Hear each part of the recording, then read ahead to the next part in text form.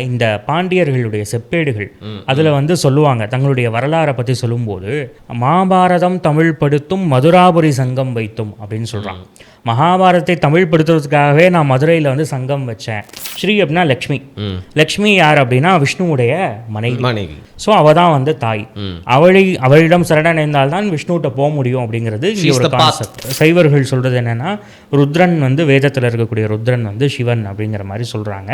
இவங்க வைஷ்ணவா ஸ்காலர்ஸ் வந்து இல்லை, அந்த ருத்ரன் வேற சிவன் வேற அப்படிங்கிற மாதிரி சொல்லி இவங்க இன்டர்பிரட் பண்ணுறாங்க. என்னென்னா, வைணவத்துக்கு பெரிய கோயில்னா வைணவத்துக்கு பெரிய கோயிலே ஸ்ரீரங்கம். அதுவே தமிழ்நாட்டில் சோழ மண்டலத்தில் தான் இருக்குது. நீங்கள் இந்த இடத்துல தான் ஒரு விஷயம் பார்க்கணும், சோழர்கள் யாருமே வைஷ்ணவர்களாக இருந்ததே கிடையாது. அப்புறம் எப்படிங்க?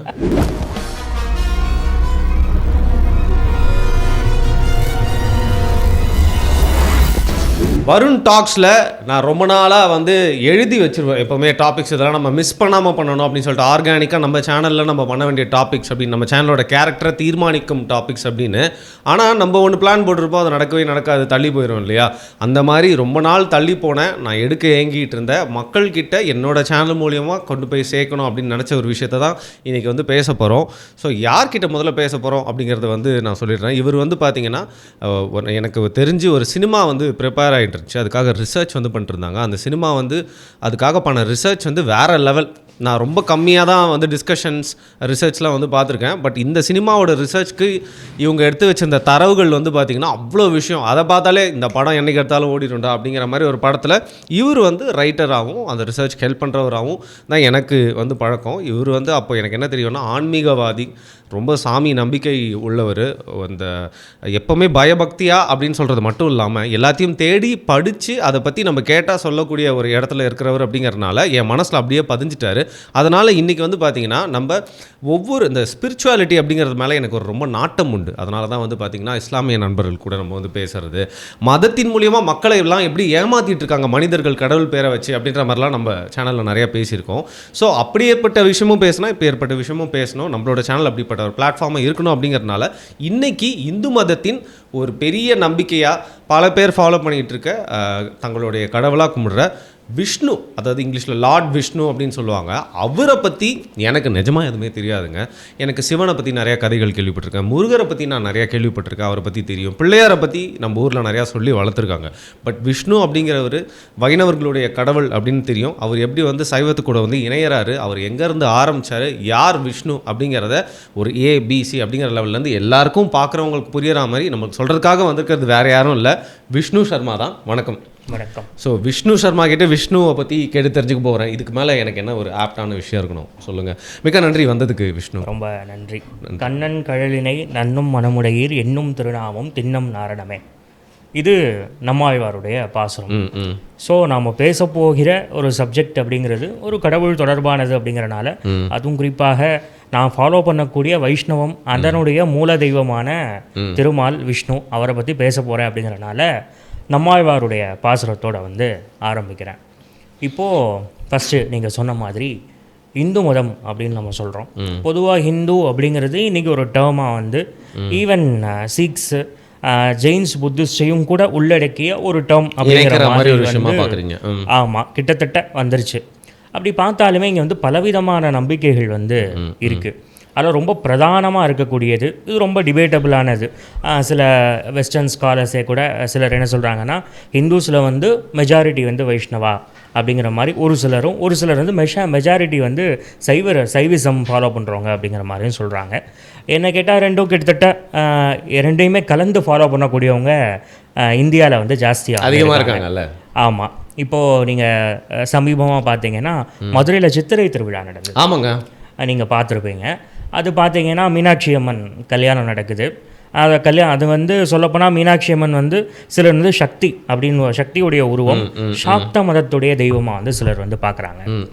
சிலர் வந்து என்னென்னா, சக்தி இல்லை, அது சாக்த தெய்வம் அப்படின்னு சொல்லாமல் அது வந்து சிவனுக்கு உட்பட்ட சக்தி அப்படின்னு சொல்லி, அவர் சைவத்தில் உட்பட்ட ஒரு தெய்வமாகவும், சொக்கநாதர் அப்படிங்கிறது சைவர், சிவபெருமான். ஸோ இந்த சைவ சாக்த இணைவு அப்படிங்கிறது வந்து அங்கே நடக்கிறதா வந்து நம்புகிறாங்க. ஒரு சிலர் வந்து முழுக்க அது சைவ பண்டிகையாகவே பார்க்குறாங்க. அத்தோடு வந்து வைஷ்ணவம் அங்கே வந்து சேருது. எப்படின்னா, அழகர் வந்து வராரு, மீனாட்சியுடைய கல்யாணத்தை வந்து பார்க்குறதுக்கு வராரு. ஆக்சுவலி ப்ராப்பர் ரீசன் வந்து வேறு, மண்டுக முனிவருடைய சாபத்தை வந்து தீர்க்கிறதுக்கு வராரு. பிற்காலத்தில் அதெல்லாம் மாறுது. ஸோ அந்த டைமில் வந்து பார்த்திங்கன்னா கிட்டத்தட்ட மதுரையே ஒரு ரொம்ப திருவிழா கோலம் வந்து பூண்டு விடும் அப்படின்னு சொல்லலாம். சிலப்பதிகாரத்திலே நமக்கு வந்து பார்த்திங்கன்னா விழவு மலி மூதூர் அப்படின்னு சொல்லுவாங்க மதுரையை வந்து. ஈவன் சங்க இலக்கியங்கள் நிறைய இடங்களில் வந்து தொடர்ந்து விழாக்கள் நடந்துக்கிட்டே இருக்கக்கூடிய ஒரு ஊராக தான் வந்து காட்டுறாங்க. அப்படிப்பட்ட மதுரையில் வந்து பார்த்திங்கன்னா மீனாட்சி அம்மன் திருக்கல்யாணம் நடக்குது. சொக்கநாதரோட அதாவது சைவ சாக்த இணைப்பு ஒரு பக்கம் நடக்குது. இன்னொரு பக்கம் வந்து பார்த்திங்கன்னா வைஷ்ணவம் பெருமாள் வந்து அங்கே வந்து சேர்ந்துடுறாரு. அங்கே வந்து கள்ளழகரா வந்து அவர் வந்து வராரு, ஆற்றுல இறங்குறாரு. ஸோ இது எல்லாமே வந்து சைவ வைஷ்ணவ சாக்த எல்லாமே ஒன்று சேருது அப்படிங்கிற மாதிரி வந்துடுது. இல்லை இன்னொன்று பார்த்தீங்கன்னா ஒரு பியூட்டி, நீங்கள் பொதுவாக சொல்லும்போது ஹிந்து மதத்தில் வந்து சொல்லும்போது 6 பிரிவுகள் அப்படின்னு வந்து சொல்லப்படுது. இது வந்து டிபேட்டபிள் தான். ஈவன் வந்து வைஷ்ணவா ஆஸ்பெக்டில் வந்து இதை நாங்கள் ஏற்றுக்கிறதே இல்லை அப்படின்னு சொன்னாலும் ஒரு பொது ஹிந்து பார்வையிலேருந்து சொல்லணும் அப்படின்னா 6 முக்கியமான மதங்களை வந்து சொல்கிறாங்க. ஒன்று வந்து என்னென்னா வைஷ்ணவம், அதாவது விஷ்ணுவை வழிபடக்கூடியவர்கள் வைஷ்ணவர்கள் அப்படிங்கிறாங்க. சிவனை வழிபடக்கூடியவர்கள் சைவர்கள் அப்படின்னு சொல்கிறாங்க. அம்பாள் அதாவது சக்தி அவள் தான் எல்லாமே அப்படின்னு சொல்கிறவங்க வந்து சாக்தர்கள். இவங்க வந்து என்னென்னா சிவனுக்கும் மேற்பட்ட சக்தி அம்பாள் அப்படின்னு சொல்லக்கூடியவங்க. சிவனுடைய மனைவியாக சொல்லலை, அந்த அம்பாள் வந்து எல்லாத்தையுமே படைத்து மதர் காட், அவர் தான் வந்து பராசக்தி அப்படின்னு சொல்லக்கூடியவங்க. அந்த ஒரு குரூப் இருக்காங்க. அது போக வந்து சிவனுடைய குழந்தைகள்னு சொல்லப்படக்கூடிய முருகன், இவருக்கு கௌமாரம் அப்படின்னு சொல்லி ஒரு மதமும், கானாபத்தியம் அப்படின்னு சொல்லக்கூடிய மதம், அதாவது கணபதியை முதன்நிலைப்படுத்தக்கூடியது. இதெல்லாம் தவிர்த்து சௌரம் அப்படின்னு சொல்லக்கூடிய சூரியனை வந்து மையப்படுத்தின ஒரு மதம் அப்படின்னு சொல்லி 6 இருப்பதாக சொல்லப்படுது. இதில் வந்து என்னென்னா ஈவன் சைவர்களுமே சில இடங்களில் இதை ஏற்றுக்கிறது இல்லை, வைஷ்ணவர்களுமே ஏற்றுக்கிறது இல்லை. பட் பொதுவாக ஸ்மார்த்தர்கள் அப்படின்னு ஒரு குரூப் இருக்குது. அதாவது எல்லாத்தையுமே அவங்க வந்து ஏற்றுக்கக்கூடியவங்க அப்படின்னுங்கிற ஒரு கல்ட்டு.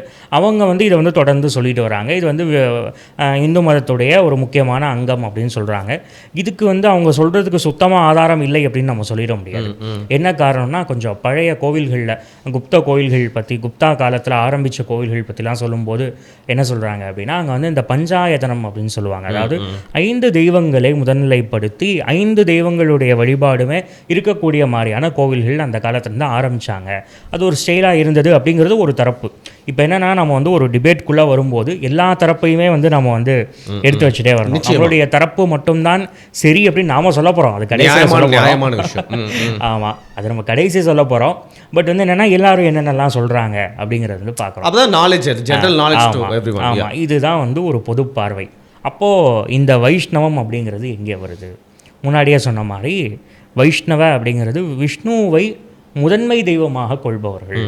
அதாவது விஷ்ணு இஸ் த சுப்ரீம், அவர் தான் வந்து அனைத்தையுமே படைத்தார். இந்த சிவன், அது போக பிரம்மா, அதுக்கு இருக்க மற்ற தெய்வங்கள், இவங்க எல்லாரையுமே படைத்தவர் வந்து திருமால் தான் அப்படின்னு சொல்லக்கூடிய நம்பிக்கை தான் வந்து வைஷ்ணவம். ஓகே, இப்போது அடுத்த கேள்வி என்ன வரும் அப்படின்னா ஆரிஜின் என்ன அப்படின்னு. ஒரு சமய நம்பிக்கையை சேர்ந்தவன்கிட்ட போய் நீ வந்து இந்த மதத்துடைய ஆரிஜினை பற்றி சொல்லு அப்படின்னு சொன்னால் அவன் என்ன சொல்லுவானா, நம்ம தமிழுக்கே நம்ம சொல்கிறோம்ல, கல் தோன்றி மண் தோன்றா காலத்து முன் தோன்றிய மூத்த மொழி அப்படின்னு வந்து சொல்கிறோம். ஒரு தமிழ் அபிமானிகிட்ட நீங்கள் கேட்டிங்கன்னா நியாயமாக அப்படி தான் சொல்லுவோம். அதை தவறு மனசுலேருந்து அவர் நம்புறாருங்கிறனால அப்படி சொல்கிறாரு. கரெக்ட், மனசுலேருந்து நீங்கள் சொல்லுவீங்க. இதே நீங்கள் வந்து ஒரு ஆய்வாளர்கிட்ட கேட்டிங்கன்னா அவர் வந்து தமிழராகவே இருந்தாலுமே கூட அவர் என்ன சொல்லுவார், இல்லைங்க ஒரு குறிப்பிட்ட காலகட்டம் கிமுல இவ்வளோ பின்னாடி இந்த இடத்துல அதுக்கான ஆதாரம் இருக்குது அப்படின்னு தரவுகளோட, அந்த தரவுகளோட வந்து சொல்லுவார். இப்போ நாம் வந்து எதை பேச போகிறோம், எந்த பார்ட்டை பார்க்க போகிறோம் அப்படிங்கிறது ரொம்ப முக்கியமான ஒன்று. என்னென்னா பேசிக்கலி நான் நம்பிக்கை உள்ளவன் தான், அதில் எந்த மாற்று கருத்தும் இல்லை. அப்படி இருந்தாலுமே எனக்கு இந்த ஆய்வு செய்யக்கூடிய இந்த தன்மைகள் வந்து உண்டு. எப்பயுமே தேடி தேடி படிக்கக்கூடிய இது உண்டு. இது மட்டும் இல்லாமல் மதத்தில் வந்து பொதுவாகவே இந்திய மதங்களில் மற்ற மதங்கள் பற்றி நான் படிக்காதனால எனக்கு தெரியலை. பொதுவாக நான் பார்த்த வரைக்கும் இந்திய மதங்களை பொறுத்த வரைக்கும் இந்த விவாதங்கள் ரொம்ப ஜாஸ்தியாக இருந்திருக்கு அப்படின்னு என்னுடைய காலம் காலமாக விவாதம் வந்து நடந்துக்கிட்டே இருக்குது. அவன் என்னென்னா ஒருத்தவர் ஒரு விஷயத்தை நிரூபிச்சிட்டா அதுக்கப்புறம் பின்னாடி வரவர் அதை மறுக்கக்கூடாது அப்படின்னோ அல்லது மறுத்தாது ஒரு பெரிய குற்றம் அப்படின்னோ இங்கே வந்து நம்பப்படலை. மாறா வந்து எப்படின்னா ஒருத்தர் ஒரு நம்பிக்கையை முன்னாடி வைக்கிறாருன்னா இன்னொருத்தவர் அவருடைய பிரமாணத்தை கொண்டே, பிரமாணம் அப்படின்னா எதை ஒரு சாட்சியாக வச்சு பண்ணுறோமோ அதை கொண்டே இவர் இல்லைங்க இந்த புக்கில் சொன்னது வந்து இது கிடையாது, இவர் வந்து தப்பாக சொல்லிட்டாருன்னு சொல்லி இவர் மறுக்கலாம். ஓகே. ஸோ இந்த சிஸ்டம் வந்து தொடர்ந்து நடந்துக்கிட்டு தான். எவ்வளோ ஒரு நல்ல ஒரு நியாயமான சிஸ்டம் இல்லை, நான் சொல்கிறது மட்டும்தான் வாய மூடிட்டு கேளு அப்படின்ற மாதிரி இல்லாமல் இருக்குது. ஆமாம், அந்த மாதிரி இல்லை. இதுக்கு ஏதாவது ஆதாரம் இருக்கா அப்படின்னு கேட்டால் நமக்கு வந்து தமிழ் இலக்கியங்களில் நமக்கு ஆதாரம் சொல்ல முடியும். மணிமேகலை அப்படின்னு சொல்லி ஐம்பெருங்காப்பியங்களில் 2வது காப்பியம். அதில் வந்து பார்த்திங்கன்னா சமயவாதிகள் பலரும் வந்து விவாதம் பண்ணுறாங்களாம், தன்னுடைய சமய தரப்பை வந்து சொல்லிக்கிட்டே வராங்களாம். இப்படி சொல்லி வரும்போது சைவவாதி அப்படின்னு ஒருத்தர் வந்து சொல்கிறாங்க. அவர் வந்து சைவ மதத்தை பற்றி சொல்லக்கூடியவர். அதே மாதிரி வந்து இந்த மாதிரி பலதரப்பட்ட மத தரப்பினர் வந்து இருக்காங்க, அவங்க எல்லாம் வந்து டிபேட் பண்ணுறாங்க அப்படின்னு சொல்லி வருது. அதில் வந்து பார்த்திங்கன்னா ஒரு இடத்துல என்ன வருதுன்னா, காதல் கொண்டு கடல் வண்ணன் புராணம் ஓதினன் நாரணன் காப்பென உரைத்தனன் அப்படின்னு சொல்லி வருது. அதாவது என்னென்னா எக்ஸாக்டாக எனக்கு அந்த இது மறந்து போச்சு. காதல் கொண்டு கடல் வண்ணன் புராணம் ஓதினன் அப்படின்னு சொல்லி வரும், நாரணன்கிற வேர்டு வரும். அது தெளிவாக என்னென்னா வைஷ்ணவ தரப்பு அப்போ வந்து இருந்தது, அவங்க வந்து தன்னுடைய டிபேட்டை வந்து முன்னாடி வச்சாங்க அப்படின்னு சொல்லி வருது. இப்படி பார்க்கும்போது இந்த விவாதம் தொடர்ந்து நடந்துக்கிட்டே இருக்கிற ஒரு விஷயமா வந்து இருக்குது. இந்தியன் ஹிஸ்ட்ரியை நான் பார்க்க முடியுது, வேறு ஹிஸ்ட்ரி நான் படித்தா அதை தெரிஞ்சுக்கலாம், எனக்கு இப்போதைக்கு அதை பற்றி அந்த பார்வையில் இல்லை. ஆமாம். ஸோ இந்த மாதிரியான டிபேட் இருந்துக்கிட்டே வந்து இருக்குது. இப்போது நீங்கள் கேட்டது போல் பழையபடி வைஷ்ணவம் எங்கே இருந்து தோன்றியது? இப்போ இந்த விஷ்ணுவுடைய தோற்றம் விஷ்ணுவுடைய தோற்றம். ஸோ விஷ்ணு அப்படிங்கிறது வந்தால் தான் வைஷ்ணவம்னு ஒன்று கரெக்ட் வர முடியும். அப்போது வரும்போது ஃபஸ்ட்டு இதுலேயே வந்து வைஷ்ணவம் அப்படின்னு ஒரு பொதுவாக சொன்னாலுமே கூட வைஷ்ணவத்தை பலவிதமான வைஷ்ணவம் இருக்குது. இப்போது நான் ஃபாலோ பண்ணக்கூடியது ஸ்ரீ வைஷ்ணவம் அப்படின்னு சொல்கிறோம். ஸ்ரீ வைஷ்ணவத்தை தென்கலை பிரிவு வந்து நான் வந்து ஃபாலோ பண்ணுறேன். ஓகே. அப்போ அப்படி இருக்கும்போது இந்த ஸ்ரீ வைஷ்ணவம் அப்படிங்கிறது என்ன அப்படின்னா, ஸ்ரீ அப்படின்னா லக்ஷ்மி யார் அப்படின்னா விஷ்ணுவுடைய மனைவி. அவங்க வந்து வைஷ்ணவ பாஷையில் எப்படி சொல்லுவோம்னா தாயார் அப்படின்னு சொல்லுவோம். ஸோ அவள் தான் வந்து தாய், அவளிடம் சரணடைந்தால் தான் விஷ்ணுகிட்ட போக முடியும் அப்படிங்கிறது ஒரு கான்செப்ட். ஷீ இஸ் அ பாத் அப்படின்னு வந்து சொல்கிறோம். வடகலையார்கள் கொஞ்சம் வித்தியாசமாக அவங்களும் இதே விஷயத்தை தான் சொல்கிறாங்க. பட் கொஞ்சம் சில டிஃப்ரென்ஸ் இருக்குது. வடகலை தென்கலைக்கு இந்த விஷயத்தில் சில டிஃப்ரென்ஸ் வந்து இருக்குது. இதையும் வந்து சிலர் மறுக்கிறாங்க, இல்லை அதுவும் கூட கிடையாது அப்படிங்கிற மாதிரி சொல்கிறாங்க. ஸோ ஸ்ரீ வைஷ்ணவம் ஒரு வைஷ்ணவம் அப்படின்னா இது தமிழ்நாட்டில் ப்ரிடாமினண்ட்டாக ஃபாலோ பண்ணப்படக்கூடிய வைஷ்ணவம் அப்படின்னு பார்த்தோன்னா ஸ்ரீ வைஷ்ணவம் தான்.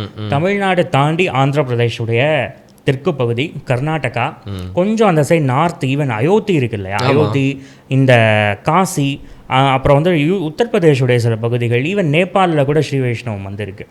ஸோ எப்படின்னா ராமானுஜர் போய் வந்து இதை வந்து கொண்டு பரப்புறாரு. ஆமாம். ஸோ இந்த ஸ்ரீ வைஷ்ணவம் அப்படின்னு ஒரு சம்பிரதாயம் இருக்குது. அதுபோல் வந்து கௌட்டிய வைஷ்ணவம் அப்படின்னு ஒரு வைஷ்ணவம். இன்னைக்கு வந்து இஸ்கான் அப்படின்னு நம்ம சொல்கிறோம். ஆமாம், அவங்க வந்து உலகம் முழுக்க வந்து வைஷ்ணவத்தை வந்து பரப்புகிறாங்க. அவங்க வந்து தங்களுடைய ஆரிஜின், அவங்க தோன்றின இடம், அவங்களுடைய ஆரிஜின்லாம் பார்த்தீங்கன்னா இந்த கௌடிய வைஷ்ணவம் அப்படின்னு சொல்கிறாங்க. கௌடிய அப்படிங்கன்னா அந்த கங்கை பாயக்கூடிய பகுதிகளுக்கு கௌட தேசம் அப்படின்னு சொல்லி பேர். ஸோ அந்த ரீஜனில் தோன்றுறது அப்படிங்கிறனால அந்த ஒரு கௌடிய வைஷ்ணவம் அப்படின்னு சொல்லுவாங்க. இது போக மாத்வ சம்பிரதாயம்னு ஒன்று இருக்குது. அது பார்த்தீங்கன்னா கர்நாடகாவில் ரொம்ப ஸ்ட்ராங்காக இருக்காங்க. உடுப்பி கிருஷ்ணர் கோயில் கேள்விப்பட்டிருக்கோம் கண்டிப்பாங்க. ஈவன் உடுப்பி ஹோட்டல்ஸ்க்கு கூட ஒரு வரலாறு சொல்லுவாங்க. அதாவது என்னென்னா, நம்ம சாப்பிடக்கூடிய உணவு வந்து ரொம்ப சாத்வீகமான உணவாக இருக்கணுங்கிறனால அதை வந்து மக்களுக்கு வந்து சாத்வீகமான உணவை கொடுப்பதற்காக இந்த ஹோட்டல்ஸ்லாம் ஆரம்பிச்சாங்க. சாத்வீகம்னா லைட் ஃபுட்டா இல்லை க்ளீன் ஃபுட் அந்த மாதிரி சொல்லலாமா? சாத்வீகம் அப்படின்னு சொன்னால் என்ன சொல்கிறாங்கன்னா, நம்முடைய உணர்ச்சிகளை வந்து தூண்டாத உணவுகள் அப்படின்னு சொல்லலாம். ஆசையை தூண்டாத அந்த மாதிரி, அதாவது காம குரோத லோப மதம் ஆச்சரியங்கள் அப்படின்னு சொல்லுவாங்க. இதெல்லாம் வந்து என்ன பண்ணும் அப்படின்னா, இப்போ நம்ம கோவத்தில் இருந்தோம்னா ஆத்திரக்காரனுக்கு புத்தி மட்டு அப்படின்னு சொல்லுவாங்க. புத்தி வேலை செய்யாது. அப்போது இந்த புத்தியை வேலை செய்யாமல் தடுக்கக்கூடிய உணர்வுகளை எல்லாம் வந்து ஓரளவு கட்டுப்பாடாக வச்சுக்கக்கூடிய உணவுகள் அப்படின்னு சொல்லி சில உணவுகளை வந்து பரிந்துரைக்கிறாங்க. இதை வந்து சாத்வீக உணவு அப்படின்னு சொல்லி சொல்கிறாங்க. ஸோ இந்த உடுப்பி அந்த இது பற்றி சொன்னதும் வந்துட்டோம் பார்த்தீங்களா. அப்போ மாத்வ வைஷ்ணவர்கள் அப்படின்னு சொல்கிறாங்க. அவங்களுடைய ஸ்ட்ராங் ஹோல்டு வந்து கர்நாடகா, சதர்ன் கர்நாடகா, கொஞ்சம் அந்த சைடு மகாராஷ்டிரா சைட்லாம் வந்து இருக்காங்க. இது போக வந்து குஜராத்தில் ஒரு வைஷ்ணவம், வல்லபாச்சாரிய வைஷ்ணவம் அப்படின்னு சொல்கிறாங்க. புஷ்டி மார்க்கம் அப்படின்னு சொல்லி ஒரு வைஷ்ணவம் இருக்குது. அது போக இன்றைக்கி வந்து நீங்கள் அமெரிக்காவில் பார்த்தீங்கன்னா ஒரு பிரம்மாண்டமான கோயில் நியூஜெர்சியில் கட்டியிருக்காங்க. அந்த அமைப்பு வந்து பார்த்தீங்கன்னா BAPS அப்படின்னு சொல்லி, பேப்ஸ் அப்படின்னு சொல்லி, அவங்க வந்து என்ன சுவாமி நாராயணா சம்பிரதாயம் அப்படின்னு சொல்கிறாங்க. அவங்களும் ஒரு விதமான வைஷ்ணவர்கள் தான். அந்த இது கிளையிலேருந்து போனவங்க, ஒவ்வொரு கிளையிலேருந்து வந்தவங்க அப்படிங்கிற மாதிரி வந்து இருக்காங்க. ஸோ இத்தனை வைஷ்ணவம் இருக்கு. எவ்வளோ ஆமாம், நம்மளுக்கு தெரிஞ்சு எனக்கு காதில் கேள்விப்பட்டது 2-3 தான். சரி, இவ்வளோ பிரிவுகள் இருக்குது. ஆமாம். ஸோ பர்டிகுலர்லி பார்த்தீங்க அப்படின்னா டோட்டலாக இந்தியாவை பார்க்கும்போது விஷ்ணு கோவில்கள் எல்லா பக்கமும் இருக்குது. பட் இருந்தாலுமே வந்து விஷ்ணுவுடைய பெரிய கோவில்கள் ரொம்ப பொதுவாக சிவனுக்குமே அப்படி தான், பெரிய கோவில்கள் அளவில் ரொம்ப பெருசெல்லாம் சவுத் இந்தியாவில் தான் இருக்குது. அது வந்து பார்த்தீங்கன்னா பெரிய ரிச்சஸ்ட் கோவில்னு பார்த்தீங்கன்னா திருப்பதி. ஸ்ரீ வைஷ்ணவர்களுடைய முக்கியமான கோவில்னு பார்த்தீங்கன்னா ஸ்ரீரங்கம். வேர்ல்ட்லேயே அதுதான் பெரிய ஃபங்க்ஷனிங் டெம்பிள் அப்படின்னு பார்த்தாலும் ஸ்ரீரங்கம் தான். வைணவத்துக்கு பெரிய கோவில்னா வைணவத்துக்கு பெரிய கோவிலே ஸ்ரீரங்கம். அதுவே தமிழ்நாட்டில் சோழ மண்டலத்தில் தான் இருக்குது. நீங்கள் இந்த இடத்துல தான் ஒரு விஷயம் பார்க்கணும், சோழர்கள் யாருமே வைஷ்ணவர்களாக இருந்ததே கிடையாது. அப்புறம் எப்படிங்க? அப்புறம் எப்படி வந்து ஒரு பெரிய பிரம்மாண்டமான ஒரு வைணவ கோவில் இந்த இடத்துல அமைஞ்சது அப்படின்னா, தோ தேவர் சைவேஸ் தே சப்போர்ட்டட் வைஷ்ணவம், கொஞ்சம் லிபரலாக இருந்திருக்காங்க. இல்லையா? ஆமாம். Even they supported Jainism. Kundavai ஜெயினாலயம்னே இருக்குது. ஜெயினரோட ஆமாம், குந்தவை அவங்க பேரில் ஜெயினாலயம் இருந்திருக்கு. அது போக அங்கே வந்து பக்கத்தில் நாகப்பட்டினம் அந்த விஹாரம், புத்த விஹாரம் இருந்திருக்கு. So they were liberal. அதாவது அரசாங்க மதமாக அவங்க ஃபாலோ பண்ணது சைவமாக இருந்தாலுமே கூட அவங்க வந்து மற்ற ரிலீஜன்ஸ்க்கும் இடம் கொடுத்துருக்காங்கங்கிறது உண்மை. அதுபோல் கீழே பார்த்தீங்கன்னா அனந்த பத்மநாப சுவாமி கோயில் கேரளா ரொம்ப ஒரு ஃபேமஸான கோயில். அப்புறம் உடுப்பி கிருஷ்ணர் கோவில், இதெல்லாம் பெரும்பாலும் சவுத் இந்தியா. அஹோபிலம் ரொம்ப ஃபேமஸான நரசிம்மர் கோவில், இதெல்லாமே வந்து சவுத் இந்தியாவாகவே இருக்கும். நார்த்லேயும் இருக்குது முக்கியமான. ஈவன் ஆழ்வார்களால் பாடப்பட்ட திவ்ய தேசங்கள்னு சொல்கிறது கூட நார்த்லேயும் இருக்குது. ஃபார் எக்ஸாம்பிள் குஜராத்தில் இருக்கக்கூடிய ரொம்ப ஃபேமஸான துவாரகா, கிருஷ்ணர் அங்கே தான் ஆட்சி பண்ணாருன்னு சொல்கிறாங்க. அதுபோல் வந்து மேலே வந்து உத்தரப்பிரதேஷ் போனீங்கன்னா அங்கே வந்து மதுரா, அப்புறம் வந்து கயா, நைமிசாரண்யம், இந்த மாதிரி இடங்கள்லாம் வந்து வைஷ்ணவத்துக்கு வந்து முக்கியத்துவம் வாய்ந்த இடங்களாக வந்து இருக்குது. ஸோ பரவலாகவே இந்தியா முழுக்கவே வைஷ்ணவம் வந்து இருக்குது. It is not confine to ஒரு பர்டிகுலர் ரீஜன் அப்படின்னு சொல்லவே முடியாது. தமிழ்நாடு அப்படின்னு சொல்லும்போது ஆழ்வார்களுடைய வைஷ்ணவம், ஸ்ரீ வைஷ்ணவம். இங்கே கேரளாவில் போனீங்கன்னா அனந்த பத்மநாப சுவாமி. இங்கே ஈவன் அந்த சித்திரை விஷு அவங்க கொண்டாடுவாங்க இல்லையா, அப்போ கூட ஆமாம் நியூ இயர் அப்போ கூட கிருஷ்ணரை வைப்பாங்க. ஸோ அவங்களுக்கும் அந்த கிருஷ்ண வழிபாடு தீவிர ஸ்ரீ வைஷ்ணவமாக இல்லாட்டியும் கூட அங்கேயும் ஒரு விதமான, அதாவது இந்த வெஸ்ட் கோஸ்ட்டில் நிறையா இந்த கிருஷ்ணர் இருக்குது. கிருஷ்ண வழிபாடுங்கிறது ரொம்ப தீவிரமாகவே இருக்குது. முன்னாடியே சொன்ன உடுப்பி அந்த ரீஜன்ஸில் வந்து கர்நாடகாவில் வந்து நல்லா அந்த ரீஜனில் வைஷ்ணவம் இருக்குது. பட் கர்நாடகாவில் வந்து டாமினேஷன் அப்படின்னு பார்த்தோன்னா சைவம், வீர சைவம், அதனுடைய இம்பேக்ட் வந்து ரொம்ப ஜாஸ்தி. மாத்வமும் இருக்குது. அந்த தமிழ்நாட்டு ஒட்டின பகுதிகளில் வந்து பார்த்திங்கன்னா நிறையா தமிழ்நாட்டிலேருந்து போய் செட்டிலான வைஷ்ணவாஸ் நிறையா பேர் இருக்காங்க. மேல்கோட்டை ஃபார் எக்ஸாம்பிள், அங்கே வந்து பார்த்திங்கன்னா அங்கே எல்லாருமே தமிழர்கள் தான், தமிழ் ஐயங்கார்கள் தான் அங்கே போய் செட்டில் ஆகி அந்த கோவிலை வந்து டெவலப் பண்ணி வளர்த்ததே எல்லாமே. அந்த கோவிலை உருவாக்குனதே கூட ராமானுஜர் தான். ஸோ இந்த மாதிரியான இதெல்லாம் வந்து இருக்குது. அது போக ஆந்திரா சொல்லவே வேண்டாம். அந்த திருப்பதி பெல்ட்டே வந்து திருப்பதி டு ஸ்ரீரங்கம் பெல்ட் வந்து ஒரு ஹெவியான ஒரு வைஷ்ணவம் இருக்கக்கூடிய ஒரு பெல்ட்டு. அப்புறம் அஹோபிலம் அந்த ரீஜன்ஸ்லாம் நல்ல வைஷ்ணவம் இருக்குது. கொஞ்சம் மேலே ஒரிஷா போனீங்கன்னா பூரி ஜெகநாத், அவர் வந்து ரொம்ப ஃபேமஸ். அந்த ரீஜனில் வைஷ்ணவம் உண்டு. மேலே வந்து கௌடிய வைஷ்ணவம், இஸ்கான் அவங்களுடைய இது, அந்த வெஸ்ட் பெங்கால் அந்த இது இருக்குது. அது போக வந்து பார்த்திங்கன்னா மணிப்பூர்லேயே வைஷ்ணவம் இருக்குது. நார்த் ஈஸ்டில் கூட வைஷ்ணவம் இருக்குது. அதாவது சங்கரதேவர் அப்படின்னு ஒருத்தர் சொல்லுவாங்க. அவர் வந்து அசாம் மொழி, அதாவது வைஷ்ணவத்தை பொறுத்த வரைக்கும் அந்த பக்தி இயக்கம் அப்படின்னு சொல்லுவோம். அதாவது அந்த 6th centuryலேருந்து ஆரம்பித்து அது பக்தி இயக்கம் தமிழ்நாட்டிலேருந்து தான் ஆரம்பித்தது அப்படிங்கிறத வந்து நார்த்தில் இருக்கவங்களும் ஒத்துக்கிறாங்க. பரவாயில்ல, இது ஒரு நல்ல விஷயம். What is the contribution of Tamil Nadu to India அப்படின்னு என்கிட்ட கேட்டிங்கன்னா ஃபஸ்ட்டு பாயிண்ட் என்ன சொல்லுவேன்னா பக்தி மூமெண்ட்டு தான் அப்படின்னு சொல்லுவேன். ஆரிஜின் இங்கே தான், ஆரிஜின் வந்து பக்தி இங்கே தான். அதுக்கான பொலிட்டிக்கல் சூழல்கள் வந்து நார்த் இந்தியாவில் இருந்திருக்கு அப்படிங்கிறது என்னுடைய தனிப்பட்ட கருத்து. குறிப்பாக என்னென்னா இந்த மௌரியர்கள், அதுக்கு பின்னாடி வந்தவர்கள் பெரும்பாலும் ஜெயின பௌத்த தாக்கம் ரொம்ப ஜாஸ்தி. அதுக்கப்புறம் வந்து குப்தாஸ் வந்து பார்த்தீங்கன்னா தேவர் ஹெவி சப்போர்ட்டர்ஸ் ஆஃப் ஹிந்துயிசம், அதில் சந்தேகமே இல்லை. அவங்க வந்து நாலந்தா மாதிரியான ஒரு பௌத்த பல்கலைக்கழகத்துக்கு வந்து ஆதரிக்கிறாங்க. குப்தர்கள் காலத்தில் பிரம்மாண்டமாக வளருது. சிலர் வந்து சொல்கிறாங்க இல்லையா, பௌத்தத்தை வந்து திட்டமிட்டு அழிச்சார்கள் அப்படின்லாம் வந்து சொல்லவே முடியாது. என்ன காரணம்னா, ரொம்ப ஸ்ட்ராங்காக ஹிந்துயிசத்தை வந்து ஃபஸ்ட்டு டைம் ரொம்ப ஸ்ட்ராங்காக எடுத்துகிட்டு போனவர்கள் குப்தர்கள் தான். குப்த மன்னர்களை வந்து கோல்டன் ஏஜ் அப்படின்னு சொல்கிறோம் நம்ம. அந்த டைமில் வந்து என்னென்னா, ஜெயினா இருந்தாலும் புத்திஸ்டாக இருந்தாலும் தே சப்போர்ட்டட். நலண்டா இன்ஸ்டிடியூஷன் வந்து அவ்வளோ பிரம்மாண்டமாக வந்தது குப்தர்களுடைய. சாரி, ஆனால் டிவியேட் ஆகுறேன்னு நினைக்காதீங்க. இந்த இந்து மதத்துக்குள்ள எல்லாமே வரும் அப்படின்னு சொல்றப்போ நீங்கள் ஜெயினம் கூட சொன்னீங்க, ஆனால் பௌத்தத்தை நீங்கள் வந்து மென்ஷன் பண்ணாததுக்கு ஏதாவது ஸ்பெசிஃபிக் ரீசன் இருக்கான்னு எனக்கு தெரிஞ்சுக்கணும்னு கியூரியஸாக இருக்கு. இல்லை அதெல்லாம் இல்லை. இன்னைக்கு தேதியில் அதுவும் இந்து அப்படிங்கிற கணக்கில் தான் வருது. ஆனால் இன்னைக்கு அப்படி சொல்லவும் முடியாது இல்லை, ஏன்னா பௌத்தத்தை அதை வந்து ஃபாலோ பண்ணுறதுக்கு அதுக்குன்னு ஒரு தனி ஃபிலாசபி வச்சிருக்காங்க, அதை நோக்கி ஒரு அரசியல் இருக்கு. அதனால எனக்கு அந்த சந்தேகம் ஏற்பட்டுச்சு. ஆமாம் இருக்குது. அரசியல் பொறுத்த வரைக்கும் பார்த்தீங்கன்னா, அரசியல் செய்பவர்களுக்கு மதம் வந்து ஒரு கருவி மட்டும்தானே தவிர மதத்துடைய உண்மையான தன்மை அவர்கள் புரிந்து கொண்டு அதை நடப்பாங்களா அப்படிங்கிறது பெரிய கேள்விக்குரிய ஒரு விஷயம் தான். அது என்ன பார்ட்டி, எந்த இதுவாக இருந்தாலும், எந்த நம்பிக்கையாக இருந்தாலும் சரி, எந்த குரூப்பாக இருந்தாலும் சரி. நான் உங்களை திருப்பியும் கதையை விட்டு டிவியேட் ஆகி கொண்டு போல. ஆமாம். ஸோ எந்த குரூப்பாக இருந்தாலும் சரி, அதுதான் என்னுடைய இது. ஸோ ரிலீஜன் அப்படின்னு பார்த்தா அதை கரெக்டாக ஃபாலோ பண்ணுங்க. பாலிடிக்ஸ்னால் அது வேற. ரைட். ஸோ குப்தர்களோட காலத்தில் வந்து ரொம்ப எல்லாத்தையும் சப்போர்ட் பண்ணாங்க, ரொம்ப சப்போர்ட் பண்ணாங்க. இந்த குப்தாஸ் வந்து பார்த்தீங்கன்னா ப்ரிடாமினென்ட்லி வைஷ்ணவாஸ். அதான் ரொம்ப முக்கியமான ஒரு பாயிண்ட்டு. அவங்க வந்து தன்னை பரம பாகவத அப்படின்னு சொல்லிக்கிறாங்க. பாகவத அப்படின்னு சொன்னால் பகவானை வழிபடுபவர்கள். பகவான் அப்படிங்கிறது வந்து விஷ்ணுவை தான் பகவான் அப்படின்னு மற்ற தெய்வங்களுக்கும் சொல்லுவாங்க, பொதுவாக இருக்குது. ஈவன் முருகனை கூட பகவான்னு சொல்கிற காயின்ஸ் வந்து இங்கே கிடைக்குது, பஞ்சாபில் கிடைக்குது. அதெல்லாம் இருக்குது, அது வேறு விஷயம்.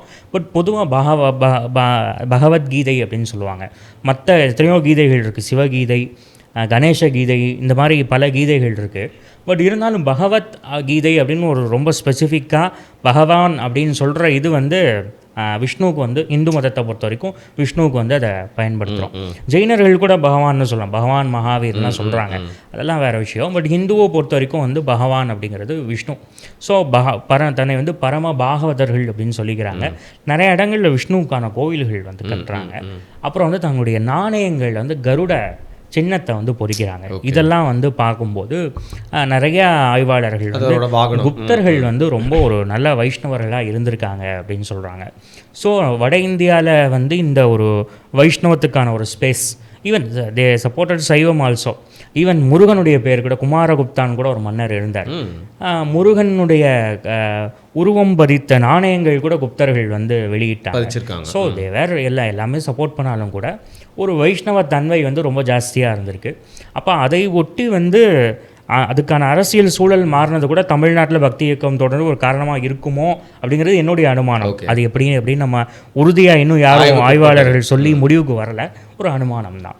ஸோ இப்போ பழையபடி டாபிக் வரும். இப்போது இந்த வைஷ்ணவம் இது வந்து இதனுடைய ஆரிஜின் என்ன, இப்போ இதெல்லாம் நம்ம சொல்கிறோம், இந்த டைம் சொல்கிறோம். அதே மாதிரி இங்கே சொல்லிட்டு இருந்தேன், கர்நாடகா வரைக்கும் சொல்லிட்டு இருந்தேன்.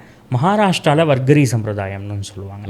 அவங்க வந்து இந்த மாதிரியான பொதுவாக இன்னொரு பாயிண்ட் முக்கியமானது நான் சொல்ல வந்தது என்னென்னா, அசாம் சொல்லிட்டு இருந்தேன். அசாம், ஆமாம், மணிப்பூர், அந்த ரீஜனில் கூட வைஷ்ணவம் வந்துருக்கு. ஈவன் அவங்க டான்ஸில், அவங்களுடைய கல்ச்சரில், அவங்களுடைய லாங்குவேஜில் அது எல்லாமே வந்து ரொம்ப வைஷ்ணவமாக இருக்கும். இதுக்கு காரணம் என்னன்னா, பக்தி இயக்கம் வந்து ஒரு அற்புதமான ஒரு விஷயத்தை பண்ணுச்சு. அதுக்கு முன்னாடி வரைக்கும் பார்த்திங்கன்னா பெரும்பாலும் வந்து சம்ஸ்கிருதத்தில் மட்டுமே வந்து ஒரு மத விஷயங்கள் எல்லாமே எழுதிட்டு இருந்தாங்க. சமய விஷயங்களை வந்து வட்டார மொழிகளில் எழுதுறது, வட்டார மொழிகளில் பரப்புறது அப்படிங்கிறது வந்து பெருசாக இல்லை. இது பிராகிருதம் ஒரு எக்ஸம்ஷன். பிராகிருதம் ஒரு தனி லாங்குவேஜ். அதுக்கு வந்து பிரைமரி சப்போர்ட்டர்ஸ் வந்து இவங்க தான். ஜெயின்ஸும் புத்திஸ்ட் வந்து பாலி லாங்குவேஜ் வளர்த்தாங்க. ஜெயின்ஸ் வந்து பிராகிருதத்தை எடுத்துக்கிறாங்க. பிராகிருத மொழியில் தங்களுடைய நூல்கள், மத நூல்கள் எல்லாம் வந்து எழுதுகிறாங்க.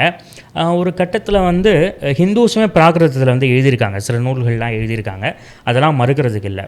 பட் அப்படி இருந்தாலுமே கூட ரொம்ப ஒரு டிவோஷனான விஷயங்களை மக்களுக்கு ரொம்ப நெருக்கமாக, மக்களுக்கு புரிகிற விதத்தில் இந்த கருத்தை, இந்த சம்ஸ்கிருத மொழியில் சொல்லப்படுகின்ற சமய கருத்துக்களை மக்களுக்கு கொண்டு போய் சேர்த்தல் அப்படிங்கிறது வந்து ஆரம்பித்த இடம் தமிழ்நாடு தான் அப்படிங்கிறது பெரும்பாலான ஆய்வாளர்களுடைய ஒரு கருத்தாக வந்து இருக்குது. அப்பார்ட் ஃப்ரம் பிராகிருத்தை விட்டுருங்க, அதுவும் வந்து அரசாங்க ஆதரவு பெற்ற மொழி, அதுக்கு இன்னும் நிறையா பேக்ரவுண்ட்லாம் இருக்குது, அது விட்டுருவோம். அதை தவிர்த்து இப்போ தெலுங்கு, இப்போ மற்ற மராட்டி இந்த மாதிரியான மொழிகள்லாம் பார்த்திங்கன்னா எல்லாரும் பெரும்பாலும் இந்தியாவில் இருக்கக்கூடிய எல்லா மொழிகள்லையுமே வந்து ராமாயணம் அல்லது மகாபாரதம் தான் முதல் நூலாகவே இருக்கும். அதுக்கு முன்னாடி அதில் வந்து பெரிய இலக்கியம்னு எதுவுமே இருந்திருக்காது. ஆமாம், இருந்ததுன்னா கொஞ்சம் ஜெயின இலக்கியமாக இருக்கும். ஹிந்து இலக்கியங்கள்னு பொறுத்த வரைக்கும் ராமாயணம் மகாபாரதம் இந்த மாதிரி தான் இருக்கும். அப்போது ஈவன் தமிழ்நாட்டிலேயே நீங்கள் பார்த்தீங்கன்னா இந்த பாண்டியர்களுடைய செப்பேடுகள் அதில் வந்து சொல்லுவாங்க, தங்களுடைய வரலாறை பற்றி சொல்லும்போது என்ன சொல்கிறான், ஒரு பாண்டிய மன்னன் வந்து என்ன சொல்கிறான் அப்படின்னா, மகாபாரதம் தமிழ் படுத்தும் மதுராபுரி சங்கம் வைத்தும் அப்படின்னு சொல்கிறான். மகாபாரதத்தை தமிழ் படுத்துறதுக்காகவே நான் மதுரையில் வந்து சங்கம் வச்சேன் அப்படின்னு வந்து சொல்கிறான். ஸோ அந்த அளவுக்கு வந்து அந்த இலக்கியங்களுடைய தாக்கம் இருந்திருக்கு. ப்ளஸ் அதை தமிழ் படுத்தணும் அப்படிங்கிற நோக்கம் அப்போவே இருந்திருக்கு. இந்த என்னென்னா மற்ற லாங்குவேஜில் வந்து இந்த இன்ஸ்டிங்க்ட் அவ்வளோவா தோணலை போல். மேபி சான்ஸ்கிரிட் ரொம்ப நெருக்கமாக இருக்குது, அதாவது அதுவே புரிஞ்சிச்சு அப்படின்னு நினச்சிருக்கலாங்களோ என்ன, அப்படி இருக்கலாம், அப்படி கூட இருக்கலாம், இப்படியும் இருக்கலாம். பட் தமிழ் மக்கள் வந்து அந்த விஷயத்தில் வந்து பாராட்டப்பட வேண்டிய ஒரு எதாக இருந்தாலும் எங்கள் மொழியில் நாங்கள் பார்த்து கற்றுப்போம், புரிஞ்சுக்குவோம். கரெக்டு, இதுவாக இருந்தாலும் எங்களுடைய மொழியில் வந்து புரிஞ்சுக்குவோம் அப்படிங்கிறத வந்து அவங்க பண்ணுறாங்க. அப்படி பண்ணும்போது ஆழ்வார்கள் வந்து தோன்றுறாங்க. முதல் ஆழ்வார்கள் அப்படின்னு சொல்லி 3 ஆழ்வார்கள் வந்து சொல்கிறோம். பூதத்தாழ்வார், பொய்கை ஆழ்வார், பேயாழ்வார் அப்படின்னு சொல்லி 3 பேரை சொல்கிறோம். முதல் ஆழ்வார்கள் இவங்க வந்து பாடுறாங்க, தமிழ்லையே பாடுறாங்க, மக்களுக்கு வந்து புரியுது. இது வந்து அதுக்கடுத்து ஒரு 9 ஆழ்வார்கள் வராங்க, 12 ஆழ்வார்கள் வராங்க, தமிழ்லையே இதை பரப்புகிறாங்க. அதே மாதிரி சைவர்களுக்கு வந்து நாயன்மார்கள்னு சொல்கிறோம். அவங்களும் வந்து நாயன்மார்கள் 63 பேருமே வந்து பாடலை, அதில் வந்து ஒரு குறிப்பிட்ட சிலர் தான் பாடினாங்க. பட் அது வந்து அவங்களுடைய எண்ணிக்கை வந்து ஜாஸ்தி. கிட்டத்தட்ட அவங்க பாடின மொத்த பாடல்கள்லாம் சம் 11,000 பக்கத்தில் வரும்னு நினைக்கிறேன். எக்ஸாக்டாக நம்பர் எனக்கு தெரியல.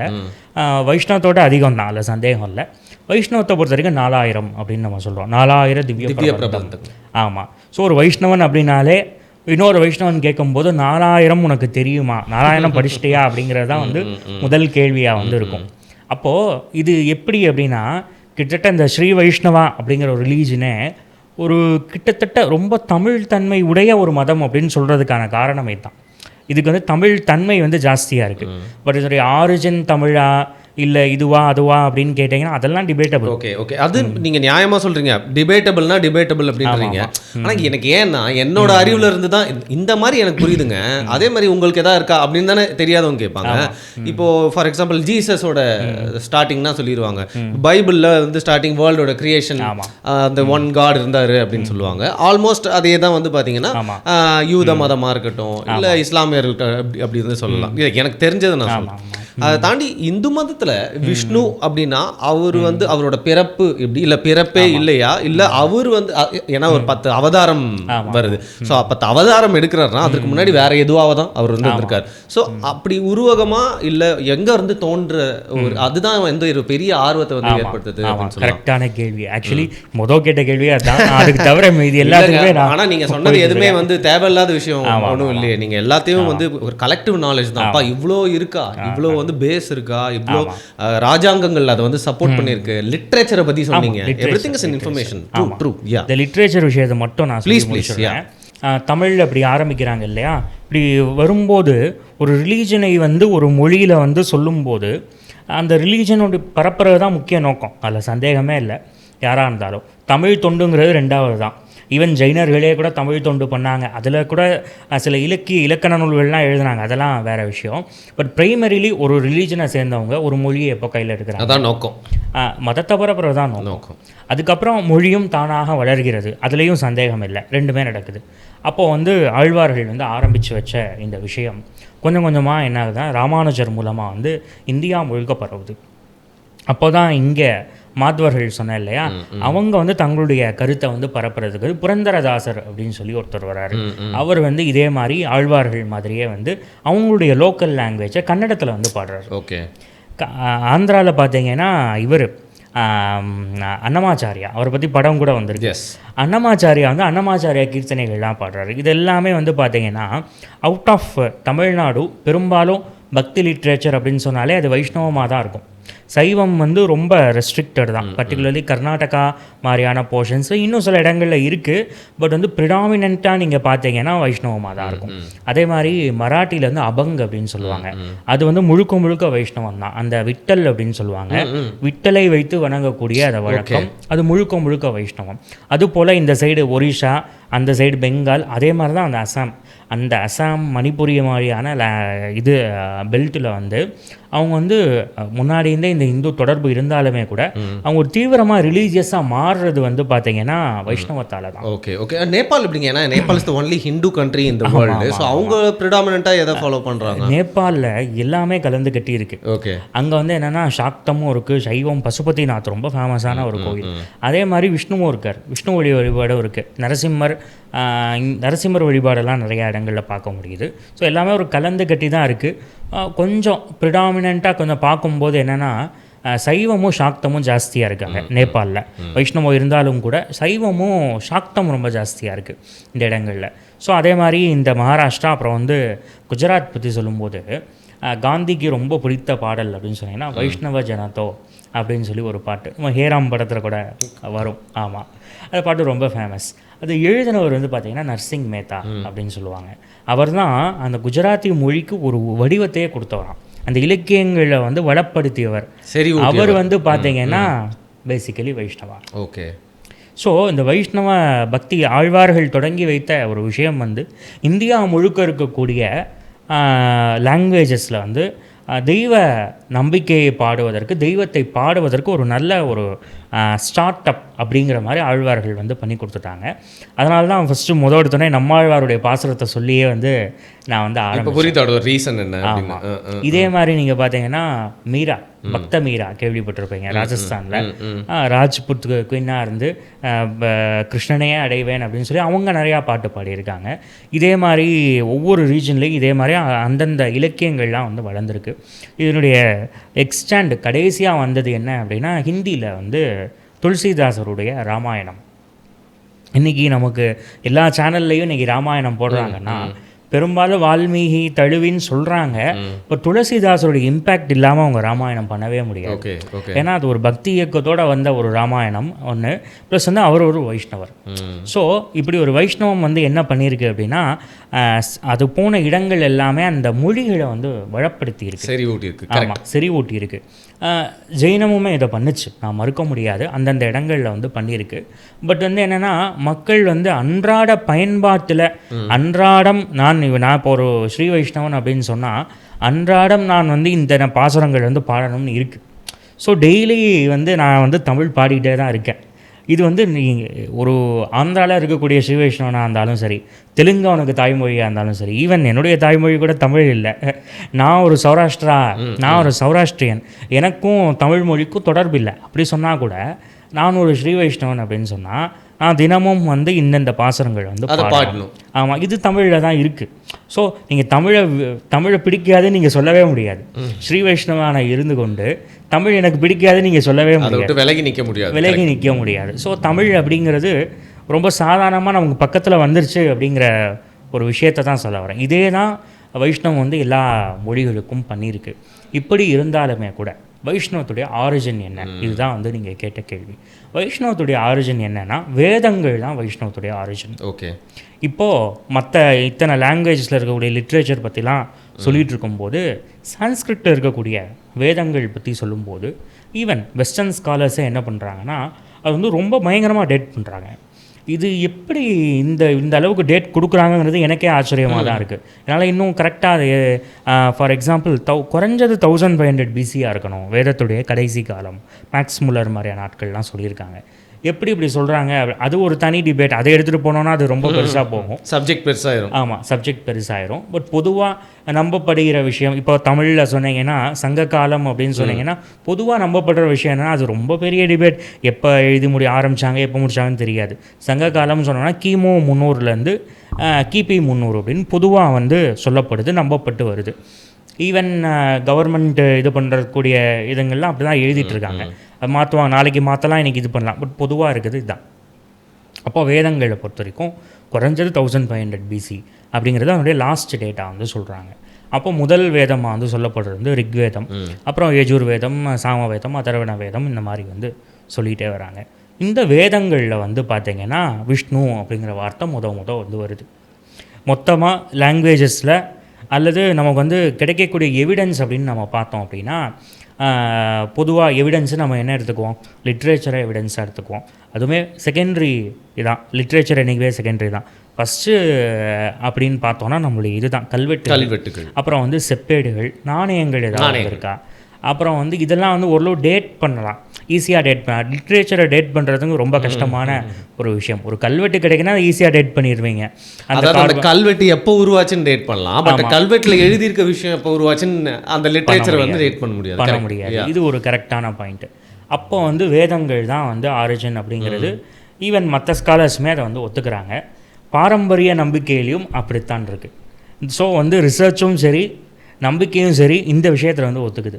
வேதங்கள் தான் விஷ்ணு பற்றி முதலில் சொல்வது வேதங்கள் தான். விஷ்ணுங்கிற கேரக்டர் மென்ஷன் பண்ணுறாங்க, விஷ்ணுங்கிற கேரக்டர். ஆமாம், விஷ்ணுங்கிற கேரக்டரை சொல்கிறது வந்து வேதங்கள் தான். விஷ்ணுவை தோற்றுவிச்சது யார் அக்கார்டிங் டு வேதாஸ்?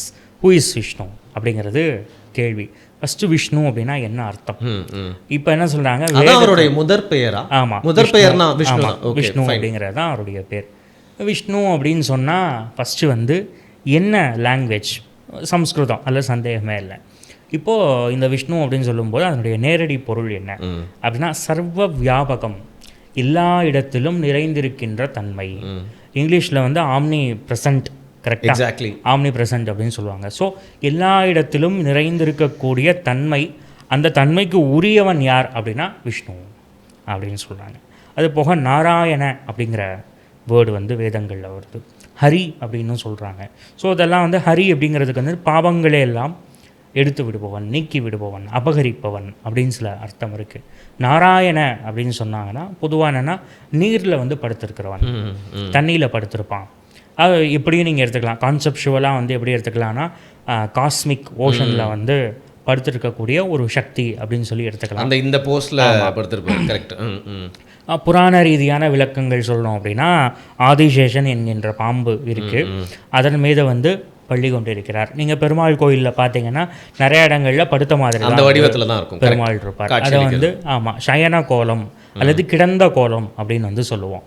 ஸோ வந்து ஸ்ரீரங்கத்தில் ப்ரிடாமினண்ட்டாக நீங்கள் பார்த்தீங்கன்னா ஸ்ரீரங்கம் வந்து முக்கியமாக வந்து முதல் திவ்ய தேசமாக இருக்கிறதுக்கு காரணம் அதுவும் ஒன்று. பெருமாள் வந்து சயன கோலத்தில் பார்க்கடலில் எப்படி இருக்கிறாரோ, ஷீராப்திநாத அப்படின்னு சொல்லுவாங்க, பார்க்கடலில் இருக்கக்கூடிய ஒரு தன்மை, கிட்டத்தட்ட அதே மாதிரி ஸ்ரீரங்கத்தில் வந்து இருக்கார். ஸோ இப்படித்தான் வந்து விஷ்ணுவுடைய ஆரிஜின் அப்படின்னு சொன்னோம் அப்படின்னா வேதங்களில் தான் முதல்ல வந்து சொல்லப்பட்டிருக்கு. இந்த தெய்வம் ஒரு தெய்வத்துடைய ஆரிஜின் அப்படின்னு சொன்னால் அது வந்து நம்பிக்கையாளன் வந்து அதை ஏற்றுக்க மாட்டான். அது தெய்வம் அப்படியே தாங்க இருக்குது, அதுக்கு ஆரிஜின் கிடையாது, முடிவு கிடையாது, எல்லை கிடையாது, இதுதான் வந்து இன்ஃபைனைட். வேதங்கள் அப்படி தான் சொல்லுது. ஏன்னா வேதங்கள் வந்து நம்பிக்கை அடிப்படையாக கொண்ட மத விஷயம் அப்படிங்கிறனால வேதம் என்ன சொல்லுது அப்படின்னா அவன் வந்து அழிவில்லாதவன், பிறக்கவும் மாட்டான், இறக்கவும் மாட்டான், இதுதான் அவனுடைய தன்மை அப்படின்னு சொல்லுது. அதுபோக தன்னுடைய 3 அடிகளால் உலகையெல்லாம் அளந்தவன் அப்படின்னு சொல்லி வருது. அப்போ என்ன சொல்கிறாங்க அப்படின்னா அது புராணங்களில் எப்படி வரும்னா மகாபலி கிட்ட 3 அடி நிலம் போய் கேட்டதாகவும், அப்போ வந்து அந்த அது இது சொல்லவா சொல்லுங்க ப்ளீஸ். என்னங்க ஆமாம், இந்த 3 அடிகளால் உலகை அளந்தவன் அப்படின்னு சொல்லி திரிவிக்ரம அப்படின்னு சொல்லுவாங்க. இந்த விக்ரம் அப்படிங்கிற பேர் கூட பார்த்தீங்கன்னா அது சொல்லும்போதே அந்த சப்தமே நல்லாயிருக்கும், கேட்குறதுக்கு நல்லாயிருக்கும். திரிவிக்ரம அப்படின்னு சொல்லும்போது 3ஐயும் வந்து அளந்தவன் அப்படின்னு சொல்கிறாங்க. திருக்குறளில் கூட வருது. அதாவது மடியிலான், அதாவது திருக்குறள் என்ன, அடியழந்தான் தாயதெல்லாம் ஒருங்கு அப்படின்னு சொல்லுவோம். ஓகே, விஷ்ணுவை பற்றி மென்ஷன் இருக்கு. ஆமாம், திருக்குறளில் இருக்குது. ஒரு சோம்பல் இல்லாத ஒரு மன்னன் என்ன எப்படிப்பட்டவனாக இருப்பான் அப்படின்னா தன்னுடைய 3 அடிகளால் உலகம் எல்லாம் அளந்தான் இல்லையா திருமால், அது போல் உலகத்தை எல்லாம் பிடிச்சிருவான் அப்படின்னு சொல்லி வருது. இதே போல் தாமரை கண்ணான் உலகு அப்படின்னு சொல்லியும் வருது திருக்குறளில். தாமரை கண்ணான் அப்படிங்கிறது விஷ்ணுவை குறிக்கிறது அப்படின்னு சொல்லி பெரும்பான்மை இப்போ விஷ்ணு அப்படின்றது சமஸ்கிருதத்தில் வந்து நீங்கள் சொல்கிறீங்க. திருமால் அப்படிங்கிறது தான் தமிழில் பொதுவாக பயன்படுத்தக்கூடிய. தமிழில் வந்து திருமால், மால், திருமால், மாயோன், அப்புறம் வந்து கண்ணனை வந்து சொல்லும்போது கண்ணன் அப்படின்னு நேரடியாகவே சொல்லுவாங்க. ஆனால் மாயோனும் கண்ணனும் ஒன்று இல்லையா? ஒன்று தான். ஓகே, ஆமாம், 2 பேரும் ஒன்று தான். அது வந்து என்னென்னா அதுக்கான இதெல்லாம் வந்து இந்த ஆய்வாளர்கள் ரிசர்ச் ரீதியாக சில விஷயங்களை வந்து சொல்கிறாங்க. அதுக்கு முன்னாடி வேதங்கள் என்ன சொல்லியிருக்கிற சொல்லிடுறேன். ஆமாம், இப்போ வேதங்களில் அடி அளந்தான் அப்படின்னு வந்து சொல்லுது. இப்போ 3 அடிகளை வந்து அளந்தான். அப்போ என்ன பண்ணான் அப்படிங்கிறது தெரியல. வேதங்களில் இவ்வளோ சுருக்கமாக சொல்லிடும். வேதங்கள் வந்து ரொம்ப ஹிஸ்ட்ரி ரொம்ப எலாபரேட்டாக சொல்லக்கூடிய விஷயம் இல்லை. அது வந்து சிம்பாலிக்காக இருக்கும். ஆமாம், சிம்பாலிக்காக தான் எல்லாமே இருக்கும். ஈவன் வேதத்தில் வந்து பார்த்தீங்கன்னா புருஷ சுக்தம் அப்படின்னு சொல்லுவோம், நாராயண சுக்தம்னு சொல்லுவோம். இதெல்லாம் வந்து விஷ்ணுவை நேரடியாக சொல்லக்கூடிய இது சுக்தங்கள், அதாவது மந்திரங்கள். இதெல்லாம் புருஷ சுக்தம் அப்படின்னு பார்த்தீங்கன்னா அது மொத்தமாகவே அதை படித்து முடிச்சிட்டோம் அப்படின்னா எந்த தெய்வத்தை சொல்கிறாங்கன்னு சந்தேகமே வந்துடும். ஸோ சைவர்கள் வந்து என்ன சொல்லுவாங்கன்னா அது அவங்களுடைய தெய்வத்தை சொல்லுவாங்க. வைஷ்ணவர்கள் என்ன சொல்லுவாங்கன்னா இது எங்களுடைய தெய்வத்தை டிபேட்டபிள். எப்பயுமே ஒரு காமன் கிரவுண்ட் இருந்தால் தான் சண்டையே போட முடியும். இப்போ நீங்கள் வந்து கிரிக்கெட் விளையாடுறவர், நான் வந்து செஸ் பிளேயர்னா 2 பேரும் மோதி பார்ப்போம்னா முடியாது. இது வேற ஸ்போர்ட், இது வேற கைண்ட் ஆஃப் கேம். கரெக்ட். அப்போ 2 பேருமே காமன் கிரவுண்டுக்கு வந்தால் தான் சண்டையே நடக்கும். வேதங்கள் வந்து காமன் கிரவுண்டாக வந்து போயிடுச்சு. எப்படி அப்படின்னா வேதங்களை வந்து வைஷ்ணவர்கள் ஒரு விதமாக இன்டர்பிரட் பண்ணுறாங்க, சைவர்கள் ஒரு விதமாக வந்து இன்டர்பிரட் பண்ணுறாங்க. சில சைவ பிரிவுகள் வந்து வேதங்களுக்கு வந்து ரொம்ப முக்கியத்துவம் கொடுக்காம ஆகம பிரிவுகளை வந்து ஆகமங்களை வந்து முன்னிலைப்படுத்தி அவங்க ஒரு தனியாக வந்து இது பண்ணுறாங்க. ஸோ இந்த மாதிரி நிறையா சப்ஜெக்ட்ஸ் இருக்குது. இப்போ அந்த அடியளந்தான் அப்படிங்கிறது யார், அவரை பற்றின கதைகள் வந்து புராணங்களில் வந்து வருது. என்ன அப்படின்னா அதுக்கு முன்னாடி இன்னொரு விஷயம், வேதங்களை பொறுத்த வரைக்கும் ஸ்காலர்ஸ் ரிசர்ச் பண்ணக்கூடியவர்கள் குறிப்பாக வெஸ்டர்னர்ஸ்க்கு வந்து ஒரு பயங்கரமான இன்ட்ரெஸ்ட் வேதங்களை பார்த்ததும் வந்திருக்கு. அது ஏன் அப்படிங்கிறது தெரியல. இந்தியா அவங்களுக்கு அந்த மாதிரி எதுவும் அவங்களோட கல்ச்சரில் தோண்டி பார்த்தா இல்லாதது இந்தியாவை பார்க்குறப்ப அப்படி இருக்கிறதுனால ஒரு ஆர்வம் வந்துடுதுங்க, வேற எதுவும் இருந்திருக்கலாம். ஆமாம், ஃபஸ்ட்டு டைம் பிரிட்டிஷ் வந்த போதும் சரி, பிரிட்டிஷ் தவிர இன்னும் சில பிரெஞ்சு ஆய்வாளர்கள், ஜெர்மானிய குறிப்பாக ஜெர்மன் பீப்புள், அவங்களுக்கு வந்து கடுமையான பாசம் இருந்திருக்கு போல வேதம். மேக்ஸ் முல்லர்லாம் கூட. ஆமாம், ஜெர்மனில் நிறையா சான்ஸ்கிரிட் யூனிவர்சிட்டிஸ் எக்கச்சக்கமாக இருக்குது, ஜெர்மனியில் இருக்குது. அவங்க வந்து ரொம்ப தீவிரமாக அதை பற்றிலாம் ஆராய்ச்சி பண்ணுறாங்க. அவங்களுக்கு ஏதோ ஒரு காதல் போல் அந்த மொழி மேலே தொடர்பு ஏற்படுத்திக்கணும் அப்படின்னு நினச்சிருப்பாங்க. ஆமாம், அது இருந்திருக்கு. அந்த ஆரியன் தியரியெல்லாம் இருக்குது இல்லையா, ஸோ அதெல்லாம் வந்து கனெக்ட் பண்ணியிருக்காங்க. அப்படி அவங்க வேதங்களெல்லாம் பார்க்கும்போது எப்பயுமே ஒரு விஷயத்துக்கு வந்து ட்ரெடிஷ்னல் அணுகுமுறை ஒன்று இருக்குது, பாரம்பரியமான அணுகுமுறை ஒன்று இருக்குது. இன்னொன்று வந்து மாடர்னாக இன்றைக்கி இருக்கக்கூடிய விஷயத்தை வச்சு அணுகிறது. அவங்க வந்து என்ன பண்ணுறாங்கன்னா வேதங்களை நேரடியாக படிக்கும்போது என்ன எங்கே பார்த்தாலும் இந்திரன் தான் இருக்குது. இந்திரன் தான் வந்து வேதகால தெய்வமாக வந்து இருந்திருக்க முடியும். அவர் தான் வந்து சுப்ரீம், இந்திரன் தான் சுப்ரீமு. இவங்க சொல்கிற மாதிரி விஷ்ணுவோ இல்லை சிவனோ வந்து பிற்காலத்தில் தான் வந்து முதன்நிலைப்படுத்தப்பட்டிருக்காங்க. வேற ஒரு ஆங்கிள் வைக்கிறாங்க. ஆமாம், அவங்க வேற ஒரு ஆங்கிள் வந்து வைக்கிறாங்க. இதை படித்த நிறையா இந்தியன் ரிசர்ச்சர்ஸுமே கூட, ஈவன் நீங்கள் ஏதாவது ரிசர்ச் வேதங்கள் பற்றி ஏதாவது படிக்கணும்னா நீங்கள் அவங்க இந்தியன் ரிசர்ச்சர்ஸே கூட அப்படி தான் எழுதுகிறாங்க. இல்லைங்க இந்திரன் தான் எல்லாமே, அதாவது வருணன் எல்லாமே, விஷ்ணு சிவன்லாம் வந்து அந்தளவுக்கு வேதங்கள் வந்து பெருசாக இல்லை அப்படிங்கிற மாதிரியான ஒரு கருத்தை வந்து வைக்கிறாங்க. தமிழர்களுடைய ஒரு மூத்த ஒரு நம்பிக்கையாகவும் இந்திரன் உண்டு சொல்லுவாங்க. ஆமாம், நிச்சயமாக உண்டு. ஆமாம், இப்படி பார்க்கும்போது இப்படி வரும்போது நமக்கு ஒரு குழப்பம் வரும். அப்போ நம்முடைய முன்னோர்கள் நம்முடைய ஆச்சாரியர்கள்லாம் பொய் சொல்லிட்டாங்களா அப்படின்னு சொல்லி நமக்கு ஒரு வரும். அப்போ தான் நம்ம என்ன பண்ணுறோம்னா, நம்பிக்கையாளராக இருப்பவர் என்ன பண்ணணும், நம்ம நம்பிக்கை சார்ந்த விஷயங்களை வந்து வாசிக்கிறோம். அப்போ வந்து நம்ம ஆச்சாரியர்கள்லாம் என்ன சொல்லியிருக்காங்க அப்படின்னு பார்க்கும்போது வேதங்களில் இன்டர்பிரட் பண்ணுறது ரொம்ப கடினமான ஒரு விஷயமா இருந்திருக்கு அந்த காலத்தில் இருந்து. டெசிஃபர் பண்ணுற மாதிரி. ஆமாம், அது வந்து ஒரு மாதிரியான கடுமையான மொழி நடை இருக்குது. அதுக்கு தனியாக வந்து வேதங்களுக்குன்னே தனியாக வந்து டிக்ஷனரி எல்லாம் இருக்குது. அதை எப்படி புரிஞ்சுக்கிறதுன்னு சொல்லி நிருக்தம் அப்படின்னு சொல்லுவாங்க. ஸோ அது ஒரு இலக்கணம் மாதிரி. ஸோ இப்போ விஷ்ணு அப்படின்னா அதை எப்படி புரிஞ்சுக்கணும், நிருக்தகாரர்கள்ட்ட போய் கேட்கணும். அவங்க ஒரு 10 பேர் எழுதிருப்பாங்க அந்த காலத்தில், அவங்க இதெல்லாம் வந்து எழுதி வச்சுருப்பாங்க. ஸோ இப்படி தான் வேதங்களை வந்து புரிஞ்சுக்கிறோம். அப்போ இந்த இங்கே வந்தோம் அடியளந்தான். ஸோ இந்த இதை பற்றி வரும்போது இந்திரன் பற்றியே வந்துக்கிட்டே இருக்கே அப்படின்னு வரும்போது ஆச்சாரியர்கள் இவங்கள்ட்டலாம் கேட்கும்போது அவங்க என்ன சொல்கிறாங்கன்னா, ஆமாம் இந்திரன் தான் மோஸ்ட் மென்ஷன் காட் இன் த வேதாஸ், அதில் வந்து சந்தேகமே இல்லை. பட் அவனை பற்றி என்ன சொல்லியிருக்காங்கன்னு சொல்லி படிங்க. அப்போது என்ன சொல்கிறாங்க, இந்திரனை பற்றி சொல்லும்போது அவன் வந்து அசுரர்களை போய் அழித்தான், அசுரர்கள்டேருந்து மக்களை வந்து காப்பாற்றுறான், இதெல்லாம் இருக்குது. பட் இருந்தாலுமே அந்த பரத்துவம், இந்த சுப்ரீம் அப்படின்னு சொல்லக்கூடிய சில இதெல்லாம் இருக்குது. அதாவது பிறப்பற்ற தன்மை, எதற்கும் பயப்படாமல் இருத்தல், முடிவில்லாத, ஆமாம் முடிவில்லாத, அனைத்தையும் ஆழக்கூடிய தன்மை. அந்த புருஷ இனி கூட கலோக்கியலா புருஷன் அப்படின்னு சொன்னால் அது வந்து ஹஸ்பண்டை வந்து சொல்கிறோம். புருஷன் அப்படின்னா ஆண் தன்மை அப்படிங்கிறது அனைத்தையும் அடக்கி ஆழக்கூடிய தன்மை அப்படின்னு சொல்கிறோம்.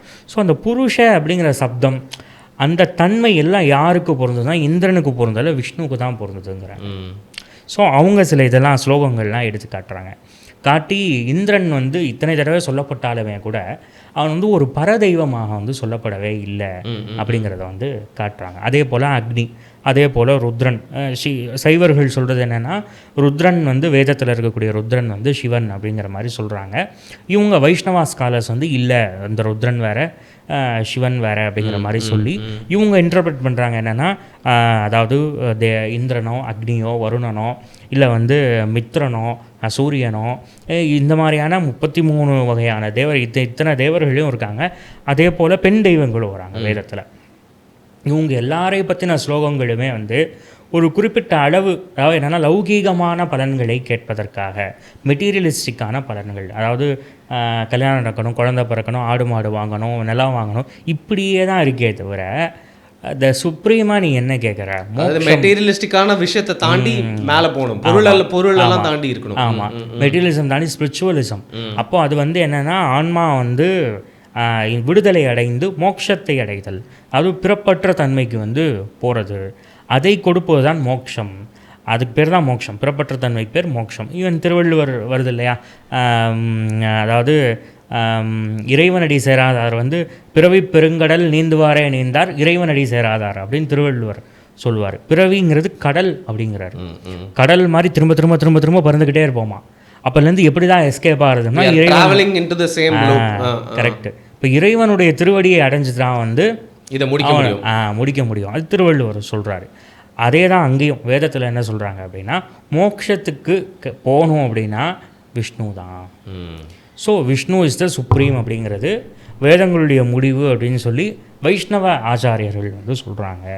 இன்றைக்குமே அதை எழுதிட்டு இருக்காங்க. ஏதோ ராமானுஜர் எழுதி வச்சு முடிக்கலை, அதுக்கப்புறம் யாரும் இன்டர்பிரட் பண்ணாமல் இல்லை, அதை படித்து படித்து படித்து சிம்பிளிஃபை பண்ணி இன்றைக்கும் நான் இப்போ படித்த நூலில் கூட வேதநாயகன் அப்படின்னு சொல்லி புக்கு, அதில் வந்து ரொம்ப அழகாக வந்து அந்த ஆசிரியர் வந்து இப்போது இல்லை, பத்மநாபன் அப்படின்னு சொல்லி அவருடைய பேர், ரொம்ப அழகாக வந்து ஏன் வந்து இத்தனை தேவதைகள் பற்றி சொல்லியிருந்தாலுமே கூட வேதத்தின் நாயகன் அப்படின்னு the centre, the supreme god as per Vedas வந்து விஷ்ணு தான் அப்படிங்கிறது இவருடைய வந்து முடிவாக வந்து இருக்குது. இதுதான் வைஷ்ணவத்துடைய முடிவாகவும் வந்து இருக்குது. ஸோ இதுதான் விஷ்ணுவுடைய ஆரிஜின். அதாவது ஆரிஜின் அப்படின்னு சொல்கிறத விட ஒரு நம்பிக்கையாளனுடைய பார்வையிலிருந்து பார்க்கும்போது விஷ்ணு யார் என்று சொல்பவை வேதங்கள் தான். இந்த வேதங்களுக்கு பின்னாடி வரக்கூடிய நூல்கள் வந்து அதை வந்து எளிமைப்படுத்தி நமக்கு வந்து சொல்லுது. ஃபார் எக்ஸாம்பிள் மகாபாரதம், ராமாயணம், இந்த மாதிரியான விஷயங்கள். அப்புறம் புராணங்கள் அப்படிங்கறத எதை மீன் பண்றீங்க நீங்க? புரிந்து கொள்ள எளிமை. ஓகே. ஸோ நம்ம வந்து என்னோட கேள்விக்கு உண்டான விடையை வந்து நீங்க செகண்ட் பார்ட் ஆஃப் திஸ் வீடியோல வந்து நீங்க கொடுத்துருக்கீங்க, அந்த இறுதியில வந்து நீங்க கொடுத்துருக்கீங்க.